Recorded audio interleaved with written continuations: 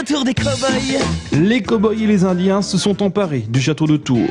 À leur tête, le grand chef, mi-tunique bleue, mi-peau rouge. L'artiste tourangeau Jocelyn Herbelot a ouvert les boîtes de figurines de son enfance pour nous entraîner dans cet univers peuplé de souvenirs. C'est avant tout un patrimoine enfantin comme ça qui ressort. J'ai changé beaucoup de personnalités, mais j'ai gardé toujours les mêmes rêves. Le rêve de théâtraliser les sentiments comme ça, comme je faisais quand j'étais gamin. Avec des jouets, avec des cow-boys, des Indiens, je ne faisais pas forcément des batailles, je créais carrément des aventures, des histoires d'amour, de séparation. Je refais à peu près la même chose avec mes figurines agrandies maintenant, en les peignant sur les toiles et en faisant passer des messages. Pouvoir dire comme ça que derrière chaque cow-boy et chaque Indien, il y a une partie un peu de tout le monde et il faut qu'il fasse attention, je les surveille un peu quelque part.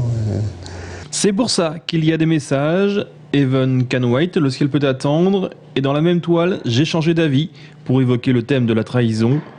L'univers est celui de l'enfance, mais une enfance qui a perdu sa naïveté.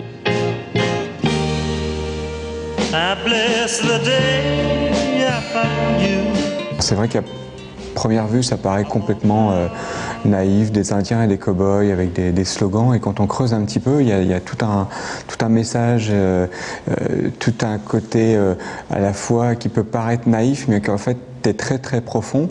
Et je crois qu'à travers ces personnages d'Indiens, de cow-boys, il a réinventé quasiment l'histoire de la peinture de manière modeste, mais il y a tout un tas d'influences qui se télescopent dans ces histoires, dans ces slogans.